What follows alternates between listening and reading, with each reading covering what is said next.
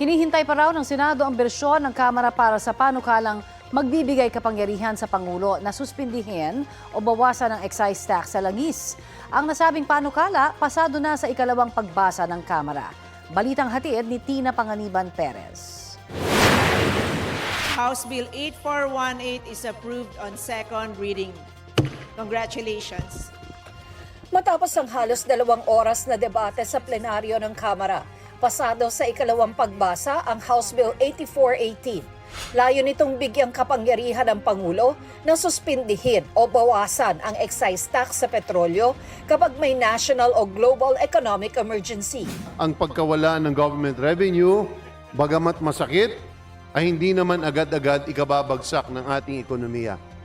Ito'y kinakailangang sakripisyo para sa pamasahe ng mga manggagawa, kita ng mga tsuper o presyo ng isda at gulay sa palengke. Bago gamitin, kailangan may rekomendasyon ng Development Budget Coordination Committee na nakipag-ugnayan na sa Energy Secretary at dapat may presensya ng isa sa 2 kondisyon. Yan ay kung umabot ng 1 buwan na $80 per barrel ang Dubai crude o kung may idineklarang national emergency o calamity na sinertipikahan ng Energy Secretary dulot ng labis-labis na pagsipa sa presyo ng pump prices.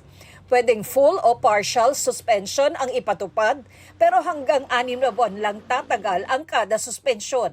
Ang Senado, hinihintay naman ang bersyon ng Kamara ukol sa emergency powers para sa Pangulo. Just finalizing because may mga details lang tayo on when is the trigger, yung when will the President be given that authority to suspend or reduce the excise tax. Then when also will this authority end? Sa panayam sa Pangulo habang nasa New York, sinabi niyang hihintayin daw niya muna ang committee report ng Kongreso bago niya sertipikahang urgent ang mga panukalang bigyan siya ng emergency powers para suspindihin o bawasan ang excise tax na sinisingil sa mga inaangkat na produktong petrolyo. Hirit ng ilang kongresista. Ang mas nagpapatindi po sa damdamin ng ating mga kababayan ay sobra-sobra at patong-patong yung mga pagbubuwis sa atin. I'm calling for not only the suspension but the total repeal of 12% VAT as well as excise taxes on oil. Tingnan po natin, yung 2 buwis ng sa pinang oil ay halos 15 pesos per liter po yung nakapatong.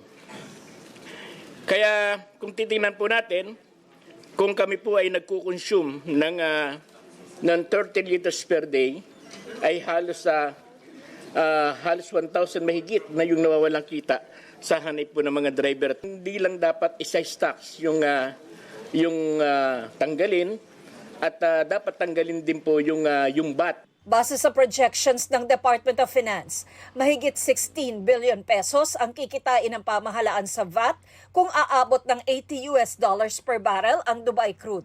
Aakyat ang kita sa mahigit 27 billion kung sasampa sa $90 per barrel ang Dubai crude. Pag umabot ito sa $100 per barrel, mahigit 38 billion pesos naman ang kita. Sa pulong ng House Committee on Transportation, sinabi ng Department of Finance na pwedeng gamitin ang pondo sa mga subsidy. This will be used for targeted subsidies. Actually, it will need a legislative support.